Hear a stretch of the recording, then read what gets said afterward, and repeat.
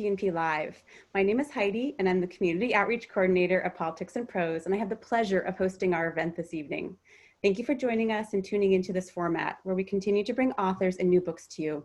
I am pleased to welcome our guests this evening, Meghan Leahy and Mercedes Samudio. You can click the link we will drop in the chat to get your own copy of Meghan's book, Parenting Outside the Lines. If you have a question for our guest, you can click the Q&A button at the bottom of your screen, and you can add one there. At the end of their chat, our guests will have time to answer some of your questions. You can also vote on questions you like and want answered. Now onto the event you're waiting for. Meghan Leahy is the on-parenting columnist for the Washington Post and a certified parenting coach. Her mission is to help you bring lightness, laughter, and love into your home. She lives in Washington, D.C. with her husband, 3 school-age daughters, and her dog. Meghan has appeared on NPR and ABC, as well as in numerous publications. Mercedes Samudio is a parenting coach, speaker, best-selling author, and founder of Diversity in Parenting, Inc. Mercedes started the #End Parent Shaming movement, as well as coined the term shame-proof parenting, using both to bring awareness to ending parent shame. And now I will turn the event over to them. Hey. Thanks, Heidi. Thank you, Heidi. Hi, everybody. How are you? I hope everyone is doing well. I am excited to interview you and to have this great conversation with you about your book. And just because, why not? We're talking about it. Boom, here it is. Thank you so much, Mercedes. So let's just kind of start out with something that's pretty broad, but pretty fun. So tell us a bit about why the book? Why now? Tell us about it. Geez, it's always time for a parenting book. When I started it ages ago, who knew that it would release during COVID? It all still tracks though, I feel like. There were a lot of takes on what I wanted to do with this book, but above all, I really directly wanted to write to my clients, the people who write to me at the Post, the people who grab me at the grocery store when they hear I'm a coach, my friends, myself. It's really just what parents talk to me about over and over and over. But I wanted to take a take on it where I didn't overlay too much of a theory, or I should say maybe a how-to. There is some how-to in the book, but it's not too how to get your kids to stop fighting, or how to get it's more like how the parents should be looking at themselves. That's what I wanted. I like it. And I feel like, you and I have been colleagues, friends for years. And so I have such a great understanding of your voice and the bravery that you have when you just share how you feel. And so can you tell us, can we expect that from this book? Is it more of that? Or kind of what are we going to get from this Meghan? Yeah. Author Meghan. Yeah. I'm not allowed to curse in the Post, and I could here. I deleted most of my curses, but from the book, because Random House was like, okay. But it's definitely voicier. It's definitely funnier, and it's very much what you see is what you get. The book sounds like me. You're not going to pick it up if you guys know me at all, and if you don't, well, get to know me. And please do that. Yeah, and Mercedes, and it's not lectury. If it comes off lectury, I failed. I really wanted it to be conversational, and kind, and funny, and easy. I want parents to laugh and smile, maybe feel better about themselves. Yeah, the tone is easy. I like it because I think, you mentioned at the top of this that when you were writing it, there was no plan to release it during a global pandemic. Like that wasn't part of your marketing plan. And so, as parents are kind of dealing with what this new world is for them, and we're moving into a new school year, and we're trying to figure out how do we survive another 6 months in this space or longer, depending on how the pandemic goes. Tell me more about what would you love to say to parents right now about surviving this or just trying to live through it? Well, I feel really lucky because, as you know, because you and I are in the same business, which is why really wanted to do this with you because you're not only are you a coach, but you're also a writer. And you know that the data out there is flying around and changing on the daily. And so 6 months ago, you and I would have been talking about technology a slightly different way.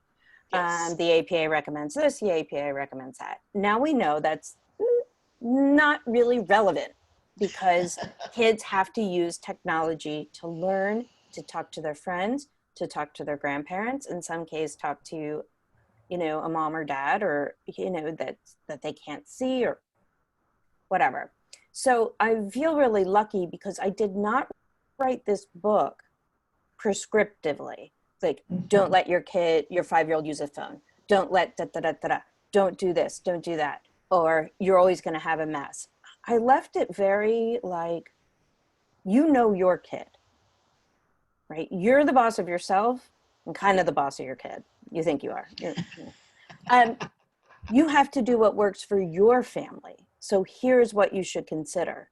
So I'm happy because in the book I have a couple chapters about technology, and it still bodes true for COVID right now, which is we have to take responsibility for our own tech use as adults.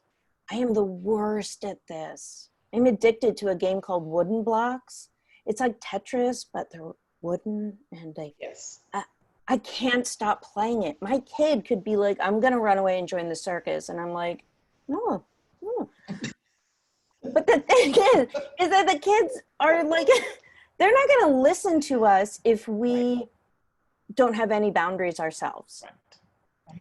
And now that we're working and living and schooling from home, I would beg parents to have boundaries around their own technology before they apply it to their kids and really give them the business so that you can look like a role model.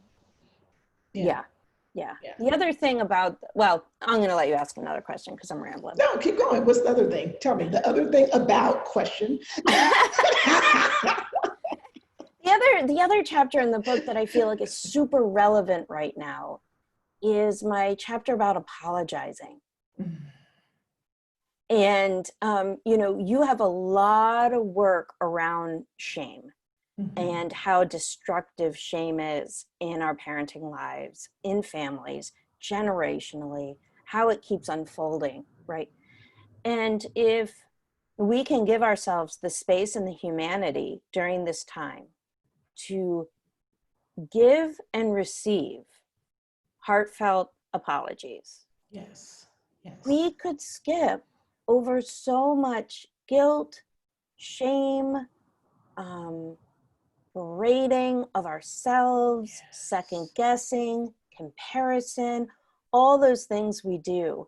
And so I have a chapter about the power of a good apology. It's actually called, Is It Too Late Now to Say Sorry? Thank you, Justin Bieber. I was definitely listening to him while I was writing my book. But I mean, we're going to need that now more than ever. We're going to have to say, like, I'm so sorry I was so cranky this morning. I know we're all feeling it, guys. It's been a long couple months. I apologize for snapping. Rather than keeping it stuffed down in, right? Like, what have you found with the whole shame thing when parents can't apologize? I think it's, you know what, it's a multi-layered thing that I've noticed. It's really not that we can't apologize. It's what we've been taught as parents. It's this idea that you're the parent, you're the controller, you have to make sure everything is right. And if that's the weight you're holding on, then when things don't go right, you don't have time to apologize. You're too busy taking on all the weight and all the shame of, oh, my kid doesn't sleep through the night. Oh, my kid doesn't do this. Oh, my kid did that again. And so everyone's like, see, if you had raised them better. And so you have all of this stuff thrown at you when we don't realize that it's not really about quote unquote raising a child better. It's about really having space for human emotions. The parent is a human, the child is a human, right? And I think if we have more of that in our society, in our space, then parents don't feel like they have to be these end all be all perfect robots who produce end all be all perfect children. We can really embrace this space of, I can say sorry because you're a human, I'm a human, and we entered into a really kind of unfortunate interaction with each other. You know, it doesn't have to be like parent, child, Right. I'm the parent. You know, it's like we're humans kind of on this space together. And yeah, I'm older, have more sense, maybe, but it doesn't, right? But I can still, exactly, I can still say sorry. Yeah, I think sorry is just hard. Let's just be real. Saying sorry is hard in general.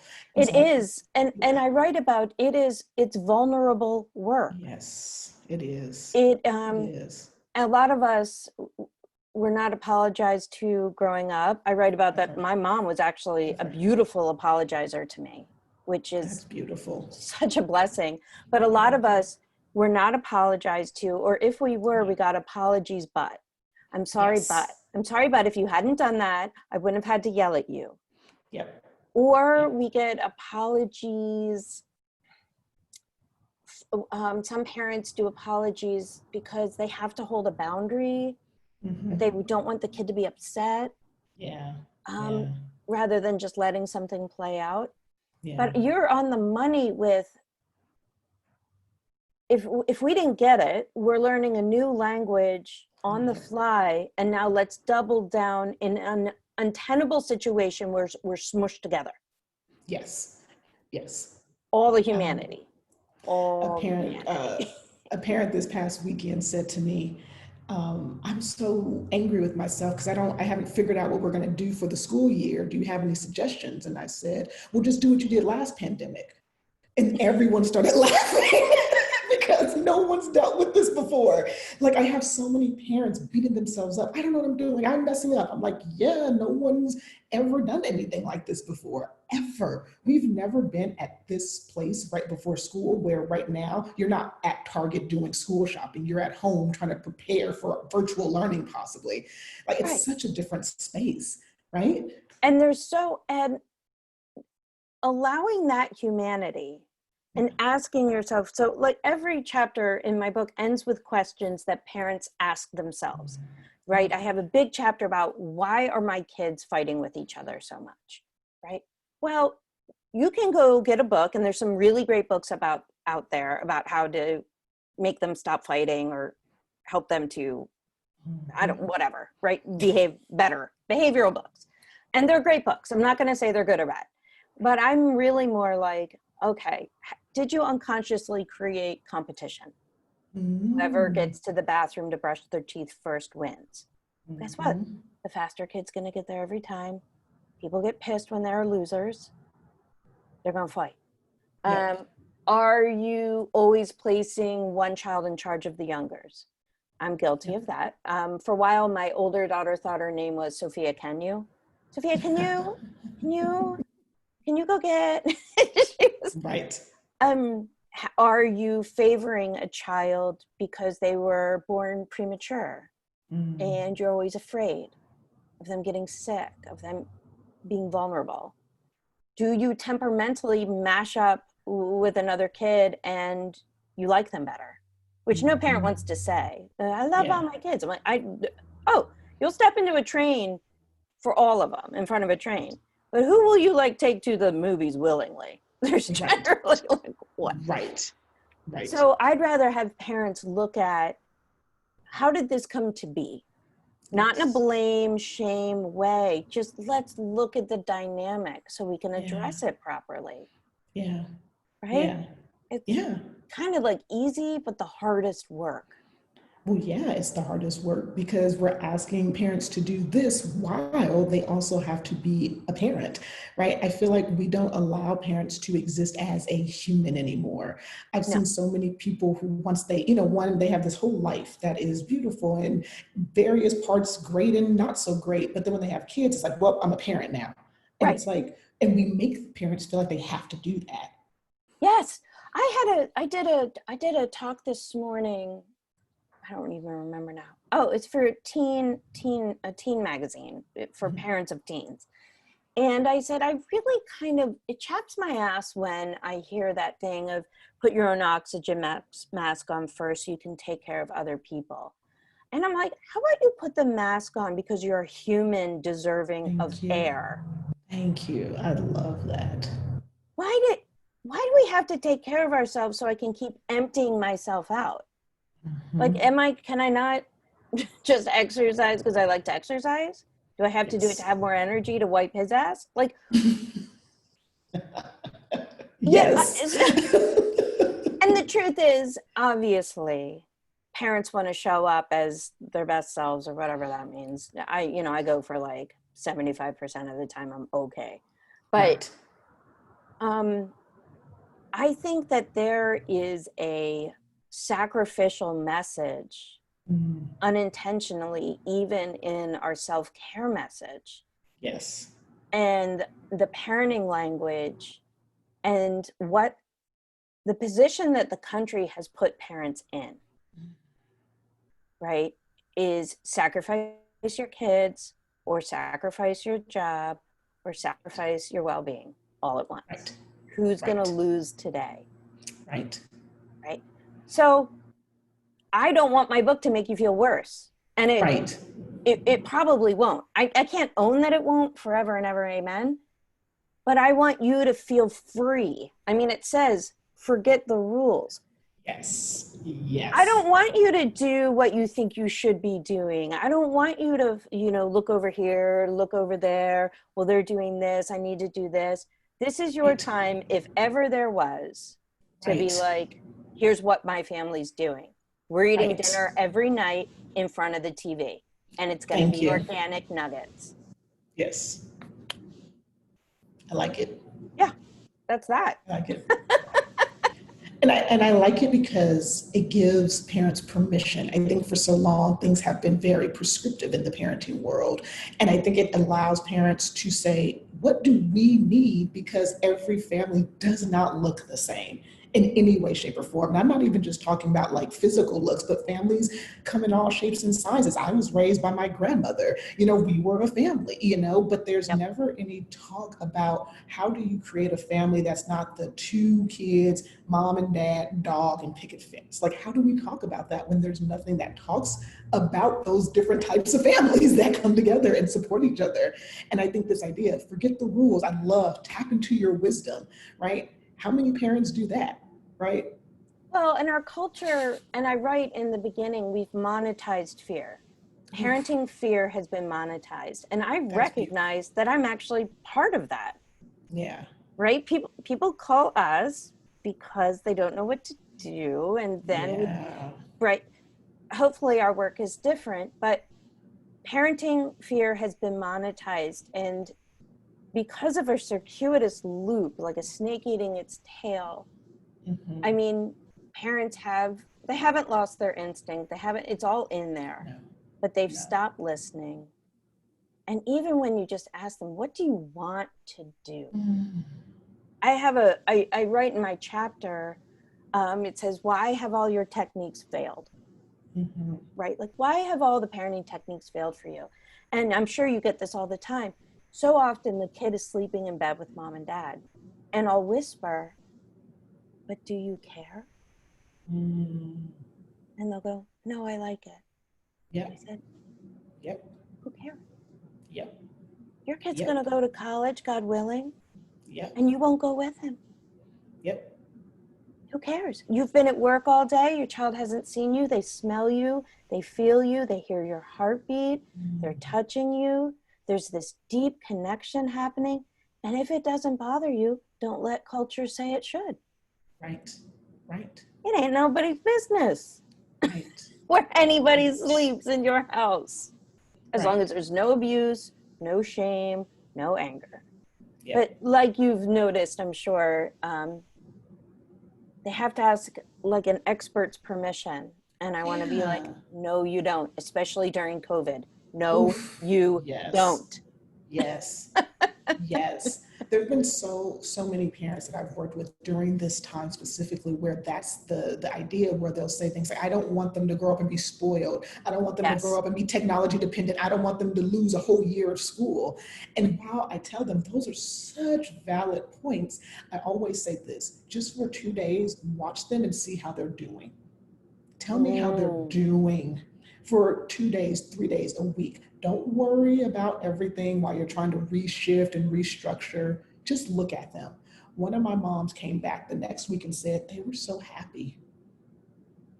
And I was like, then you're fine. whatever you're doing is fine. If they're Here's happy your and money they back. right, right. Because Yeah. I think sometimes, and you hit it on the nail, we're looking for expert opinions to tell us how to make our kids better, when really all you have to do is look at them and say, they're fine. Okay, for right now. That may shift in a couple of minutes when someone takes somebody something, but for right now, they're fine. And so I agree with you. I think really honoring this space that as long as you know what's going on, you have your finger on the pulse in your household, you're doing the Yes. right thing. Right, which is why, like, connect, right? So if you have the gold standard of, the foundation of the home, Yes. if that is strong of connection in whatever form it comes in, for however little time a day, Mhm. right? That there is smiling, hugging, laughter, sharing, Yeah. outside, anything where you have, it's a feeling, Yes. right? It's we're here together, Yes. right? It's a Yes. feeling.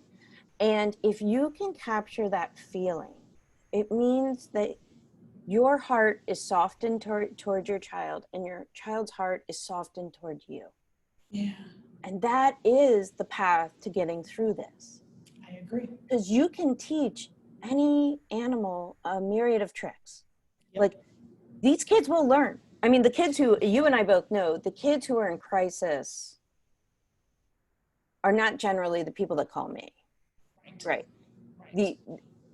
The kids are in crisis, were in crisis before. Yes. My dog's coming in. And so That freaked now me out. I was like, I hope that is like a dog or an animal and not it's a a ghost. ghost. It's a ghost. And so I just, if we can come out of this being like, this was hard. I'm not sure how much was learned, but I love my kid. He loves me. We're solid. Our relationship isn't destroyed. We had some laughter. We learned a lot about ourselves and what our family Yeah. needs and what they don't. Yeah. Winner, winner, chicken dinner. Right. Right. Right? Right. I love that. I love that piece of it too, because I think it's really about learning, because none of us have gone through this before. Like every day, I feel like is a new experience. And you mentioned it before we even got started, that every day there's a new news headline, there's new data, there's new this, new that. And I feel like it's so overwhelming to be like, okay, I'm trying to focus on my child, but at the same time, as an adult, you're trying to keep up with what is going on in the country. What do I need to be paying attention to? And so how do you support parents who are having that duality of, yes, I'm here, I'm present, I'm connecting, but also I've got to keep up with what is happening in the world so I can be mindful of it? As you know, everything is so clickbaity. Everything, Yes. the articles, the new data shows, and then you read it and you're like, that data is a little, I would really suggest to parents to read only one or two sources that they trust. Don't go down the Twitter hole. Don't read Facebook. Go on if it makes you happy, but there's a lot of people pandemic scrolling and panic scrolling. I would tell them to get their actual news from two people, and like, your cousin in Arkansas is not actual news. A repost of on Facebook is not news, right? Like, the terrible videos of people not wearing masks and the disgusting fights, that is not news. Right. It just activates your nervous system. That's number one. Number two, I think parents are better off, and this is just my political leaning, paying attention to the fact that we're in the midst of our second civil rights crusade.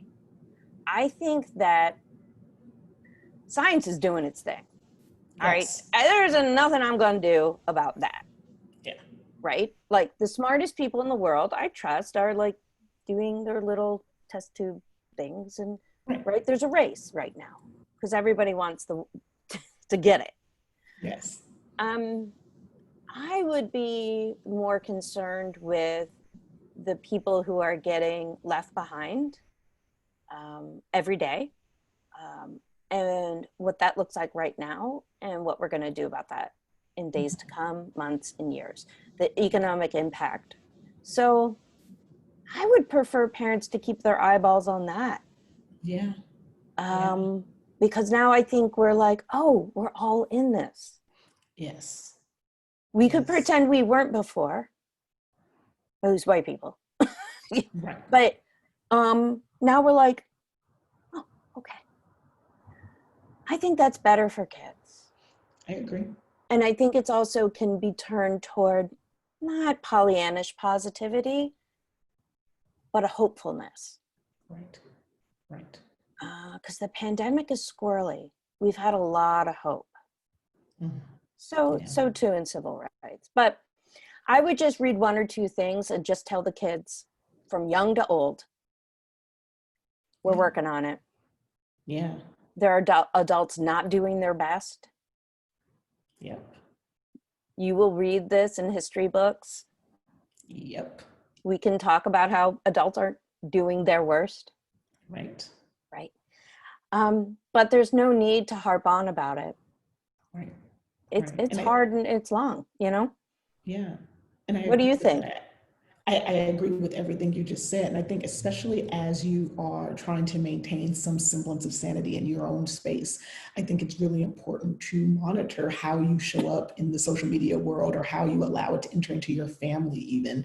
And so I'm a huge proponent of, like you just said, I have a couple of spaces that I really do get my news from. Everywhere else, I just kind of let it be out there. I always talk to my parents, especially parents who are parents of color, non-Black parents of color and things like that, to really think about what you just said, that this world is changing very rapidly and there's a lot of nasty that's being uncovered as a result of kind of the COVID status and the pandemic and just too many people not knowing how to behave in healthy ways. And I think this is a really great time for us as a country to really learn from our mistakes and to really grow and to really understand how to be more inclusive of diverse voices and diverse people and people who are not heterosexual, affluent, white. Like there's so much more going on out in the world than just that demographic. And I feel like COVID has really brought that to light. And look at the examples we can share with our kids from young to old, all of our kids, about people doing their worst, as you said, because of a lack of tools in the toolbox and maybe their trauma, whatever. Right. And then people doing their best, right? Because the heroes are so strong everywhere. Yes. And so there's this really just a powerful way to just be like, guys, let's take note. Yes. You know? Yes. Yes. It's also just getting through the day. And I think it's both. It's that balance of some days we'll be very proactive and aware. We may decide to go to a march or we may decide to show up politically in some way. And some days we're just going to turn on Disney Plus and veg out with each other and just be safe in our space, wherever that is. And I try to support parents and say neither of those should make you feel guilty. If you're not the family who's going to every march, there are so many other ways that you can support. There are so many other ways you can learn and grow, you know. And if you take a day and say, we don't want to be around the news right now, we just kind of want to cut it off, that's also okay to do as well. Like, I understand. And you know, as you know, anxiety is such a huge part of parenting and kids. You know, anxiety's never been higher. There's never been more anxious people. And so your nervous system may be overly activated. Your children may not be able to cope. And so you don't have to compare what you're doing with any of your neighbors. Yes. Because nobody will benefit. Our culture will not benefit from you spinning out. Yes, exactly. Right. Exactly.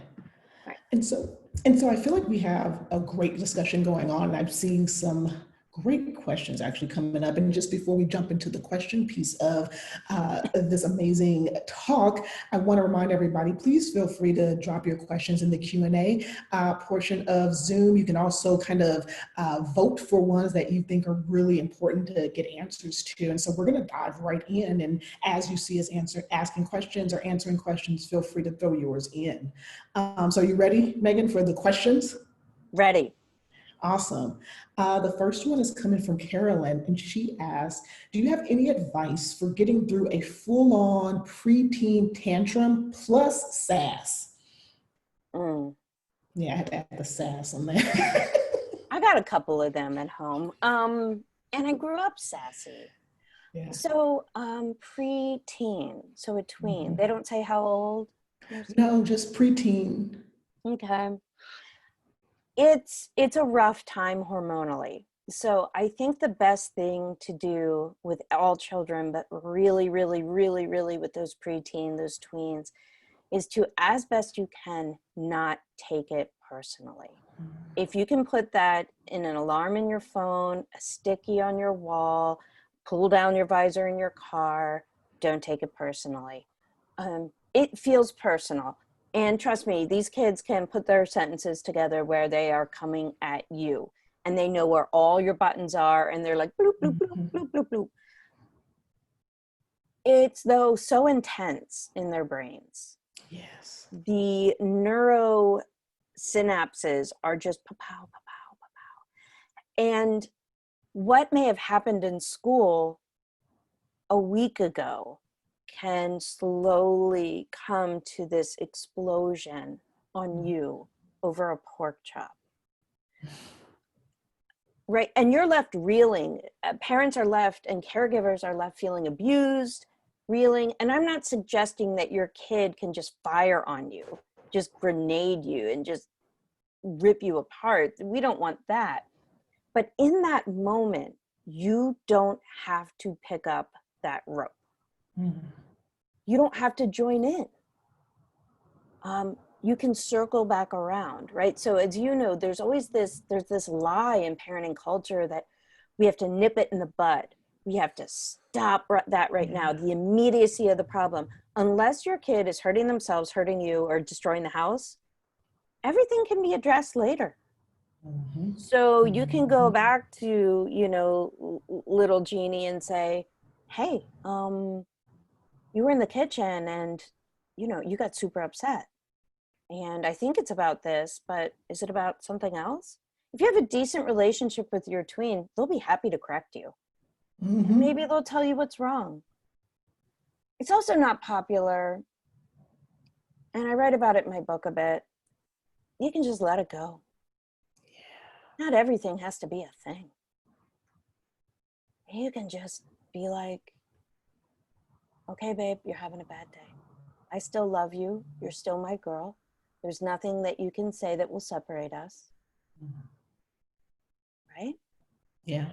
And just, roll on like the river. That's the most mature thing you could ever do. I agree. That takes like a lot. But Takes I think a lot. a lot. I mean, a lot from any human. But Yeah. if you can really ingrain that it's not personal, then you can actually see someone suffering in front of you rather than somebody who's trying to make you suffer. Yeah. Yeah. And also, you're not equals. Even if they're using language that makes them sound like an adult, even if that tween is like coming at you with logic that you're like, oh my God, are you a lawyer? You're not equals. You're not equals. So I would just really and try not to punish. There are times where lines will be drawn, things will be removed, consequences will be had. Absolutely. But don't let that be your first. Let connection be first. Right. Yeah. I It's love hard. it.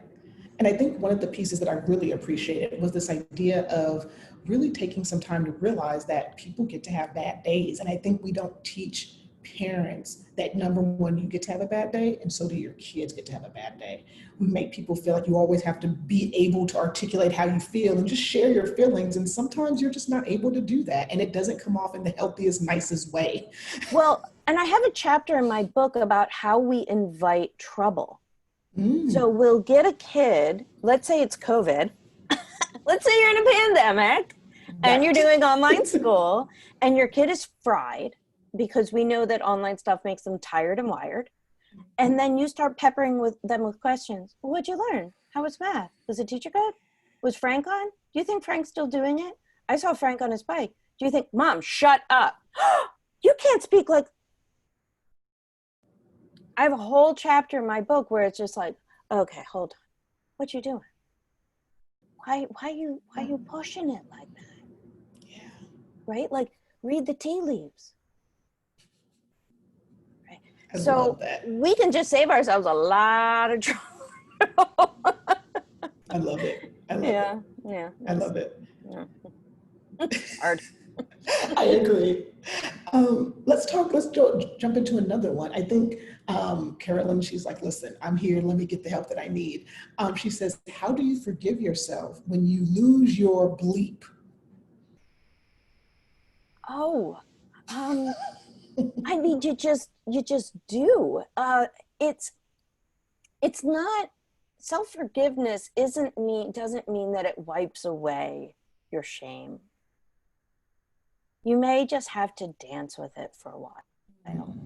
It's, self-forgiveness is a chronic thing you do, that you see it come up, that wash of shame, that burning feeling. We all get it somewhere, maybe our chest, our shoulders, our jaw, our stomach hurts. And we go, okay, body, I see. I'm forgiving myself though, right? You can look at it as, if your body continues to talk to you, maybe you need to apologize to the person again, or maybe you need to make amends, or maybe you're experiencing something from your childhood that is like, something's going on, you're really triggered here. Although I hate to use the word triggered now. But it's a practice. It really is. Forgiving yourself is a practice as much as exercising, eating well, going to bed. I would also encourage people that have trouble forgiving themselves to also have a short list going of everything you did well. Of all the times, my entire last chapter is the invisible work of parenting. Yeah. All the times you didn't yell. All the times you smiled instead of grimaced. All the times you praised effort instead of outcome. Yes. Make a quick list of what you did well. I got 3 meals out. I did the laundry. Like, they all sat down. We went outside. Just to remind yourself, because our brains do love to beat ourselves up. Yes. Yeah.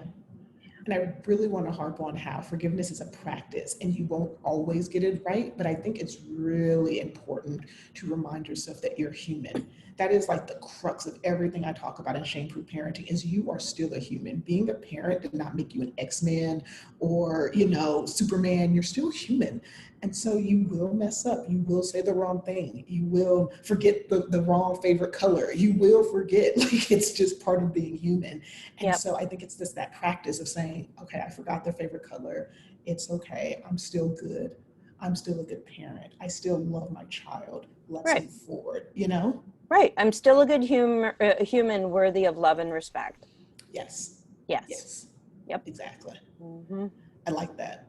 The next one comes from Carolyn as well. And she says, should we just give up on messy rooms during COVID? I'm not, listen, I have an answer for you, Carolyn, but I'm not going to tell you what it is. So there are, and this is the truth, there are some homes by which neat bedrooms are, close to godliness, and it gives the family order, and the parent may not mind doing it, and you may start to inspire more independence during COVID. And if that's your thing and it doesn't make anybody miserable, it isn't a chronic fight, have at it. If you are like me and you don't even care when it's not COVID, but if it's going to lead to chronic power struggles, shaming, anger, nagging, what I call in my book, drive-by parenting, where you just walk by the room like, you got to clean it. Are you listening? Where are your shoes? Are you going to? in your pantheon of things that need to get done. So I reference in the book all the time, what are the needs of the situation? We have been laid low now. The needs of the situation are like mental health, physical health, and depending on the day, those toggle for importance. Yep. Keeping kids in a space where they might learn a little, joy and fun. So I'm not going to talk to you about a made bed. Just not. Right. Right. I love it. And I'll just kind of share too that I think a lot of times when we go back, I always ask my parents, why did you create that rule in the house? What was the utility of that rule? Because at one point it might have been, I was helping my toddler learn how to build autonomy. Cool, but now they're 8 and they have autonomy. Does the bed still need to be made? It's like really going back to that utility of why we have to do that. You and I could have a whole discussion on the arbitrariness Yes. of the cage that parents place themselves in, that they build. Yes. They build the cage, and I don't blame them. This is in no way shaming or guilt. This is just them doing what they think they should be doing. Yeah. Yeah. Based on an old way of being families in America when it was so much more Yes. stereotypical. It's just not that way. It's not that way. So let's move on because I think that one makes a lot of sense and we're kind of getting to the end here. Karen asks, what about an EL child or EI child? I think, does your book cover parents dealing with this family situation? And I don't know what EL, I think it's EL child or EI child. Karen, if you don't mind letting us know, or if you know, Meghan, that's totally fine. EL, educational, LD? I don't know. Karen, please feel free to write the question again and we will make sure we answer it just so because we want to Emotionally impaired. Impaired, Okay. yes. And so the question Thank you, is, Karen. what about them? Yeah, does your book cover anything about families dealing with that situation? Not specifically, but my book doesn't cover anything that specifically. Mm-hmm. So it's because the book is geared directly toward the parent, right? Where are you in your parenting life? Mm-hmm. The book will then serve what Karen needs to do with her child. Yeah. When it comes to whatever it is. Yeah. Because it's as you said earlier, Mercedes, it is a different set of rules for every family. Especially, I want to talk about solo parenting and single parenting. Mm-hmm. I mean, these people have got to give themselves a break during this. Like, a real break. And do not measure yourself against anything else you see or hear. I agree. And so, do I address emotionally impaired kids specifically? No, I don't, Karen. But the book will force you to ask yourself, okay, what does my family need? Yes. Yeah. Yeah.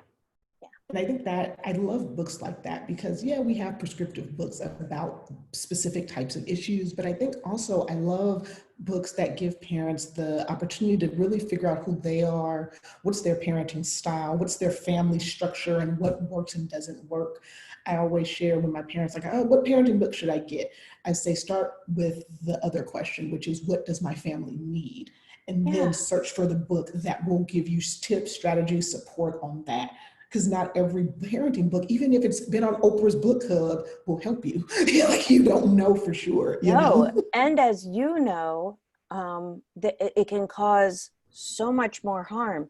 I have parents who have boundary issues who are very attracted to positive and mindful parenting. So then what I get is a parent who comes to me whose 6-year-old is kicking the crap out of them.